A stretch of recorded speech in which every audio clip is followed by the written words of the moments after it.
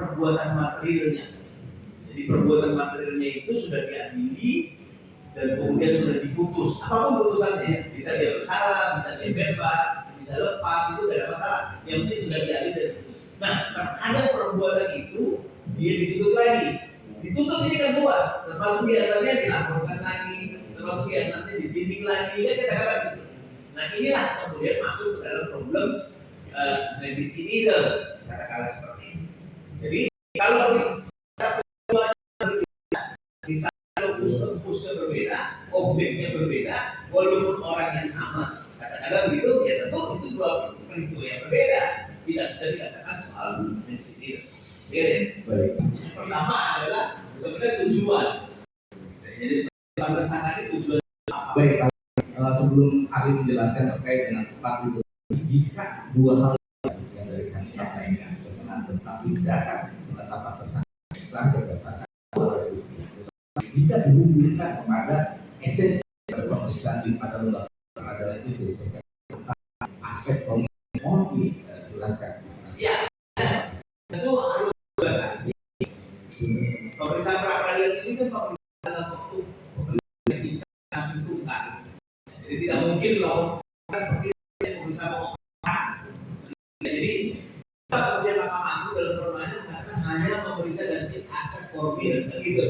Nah, dari aspek formil terkait dengan absahan penetapan tersangkanya dan dari aspek formil berkenaan dengan alat bukti yang digunakan penetapan tersangka, begitu. Yang kalau dari pertanyaan saudara termohon kan begitu. Jadi saya kira itu dari aspek formilnya. Jadi misalnya aspek formil terkait dengan absahan penetapan tersangkanya di luar dengan persoalan buktinya. Sudah saya buka, dia masih harus dilakukan dalam tahap penyidikan. Dia harus ada sprintingnya yang jelas kan? Karena banyak sekali ini yang punya tahap tersangka itu dilakukan di tahap penyidikan.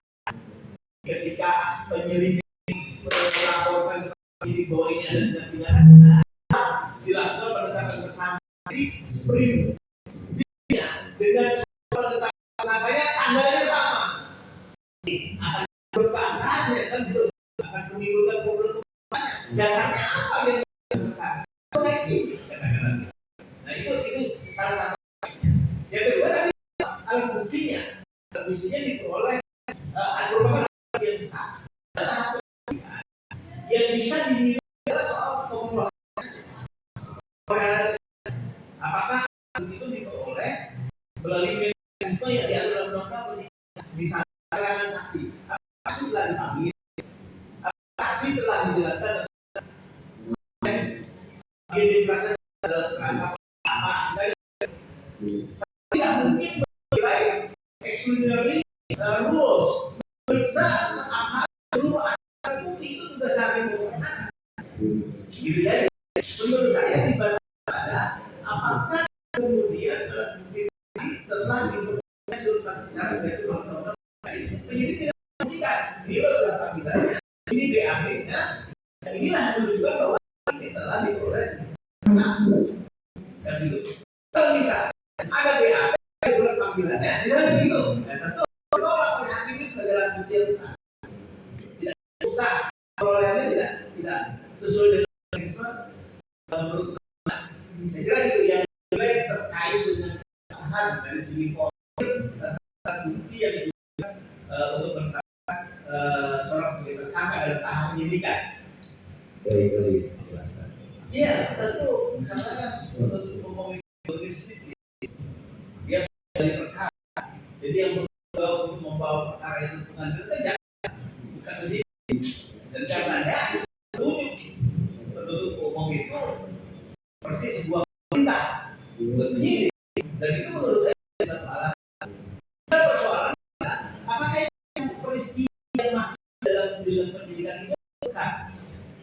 Jadi penuntutan kita sudah uji dengan bertelaah apakah tambahan pasal ini memang karena peristiwa juga dari apa yang dilaporkan, apa yang disini juga, atau ternyata ditambah peristiwa pidana baru, misalnya gitu.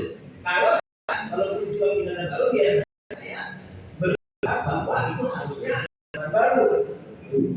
Tetapi kalau peristiwa pidana masih dalam peristiwa yang sama,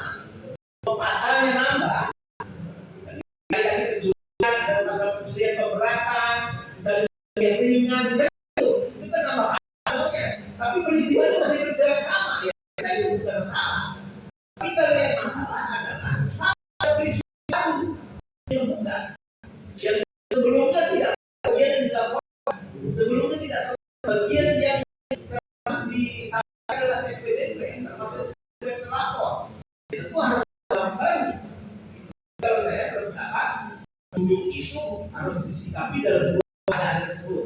Apakah dengan cara pasal atau dengan cara membuat LPB dibuat oleh penyidik untuk melengkapi tersebut kan? Ini kan boleh karena jabatannya dia boleh membuat laporan polisi kan tidak terbatas pada yang lain.